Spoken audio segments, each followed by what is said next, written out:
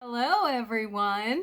Gosh, it's so weird to be down in my basement with my lights.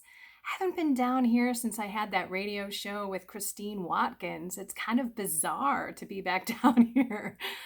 But it's too cloudy upstairs. I had no light, and I just felt called to come to you because many of you are being dissed. Your beliefs are being laughed at. You might even be called a Jesus freak, maybe a conspiracy theorist. But my point of this video is to say maybe it's not supposed to be you. Maybe you are not the one who is going to convert people to Jesus, to the Catholic faith.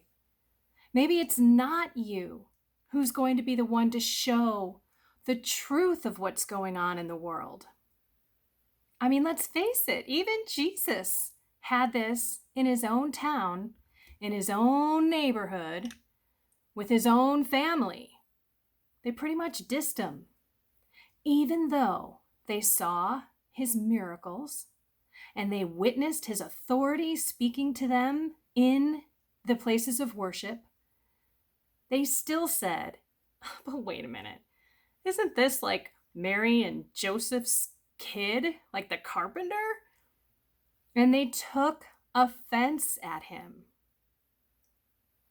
So while I'm not saying give up, I'm asking you to pray and to fast more, but to also pray for a Philip to come into your people's lives, your family members, your friends, your coworkers, people who think maybe you're a little crazy or take offense at what you say.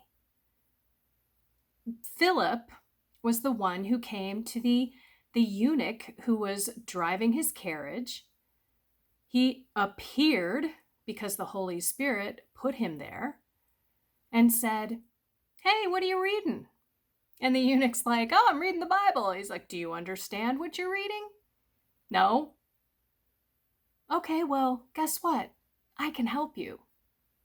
And so at the end of explaining what that particular verse or Bible reading was, we don't need to get into that, he said, "Well, what's to prevent me from being baptized right here, right now?" And so they stopped the carriage, they found some water, and he was baptized. And Philip disappeared before his eyes. So maybe that's what you should be praying for, is for a Philip to come into your loved one's world, that it may not be you. Keep loving that person where they are. Don't be angry. Don't get frustrated. Don't call them names. Just realize that God hasn't opened their eyes yet. And pray, fast. We forget the fasting, we forget the sacrifices, and it doesn't have to be like you're not eating all day. If you want a big old steak, go for a piece of fish or chicken. If you want that fourth glass of wine, don't. These are tiny little sacrifices that we can offer up to Jesus for those loved ones to come to the truth. And don't give up. Do not despair. Have hope. God is working in amazing ways. Amazing ways. And I can tell you, I can see it. Evil is being shined. That didn't come out right. Evil is being called out into the light. You know, when you shine light on mold, it's not going to survive. And that's what's happening. So be patient.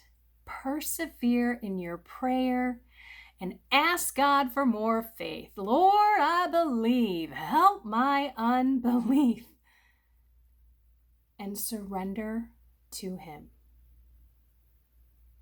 Alrighty, everyone. I hope that gives you some peace and joy that God's got this. Keep praying, keep communicating, keep providing information, but don't take it on your shoulders to be the one to have to convert the people in your lives to Jesus, to the truth of what's going on in the world.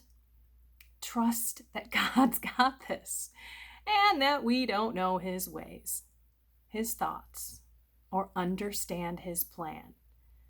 Because his hand is in everything and his timing is perfect. Alrighty, everyone. I love you all. Have a blessed and inspired day.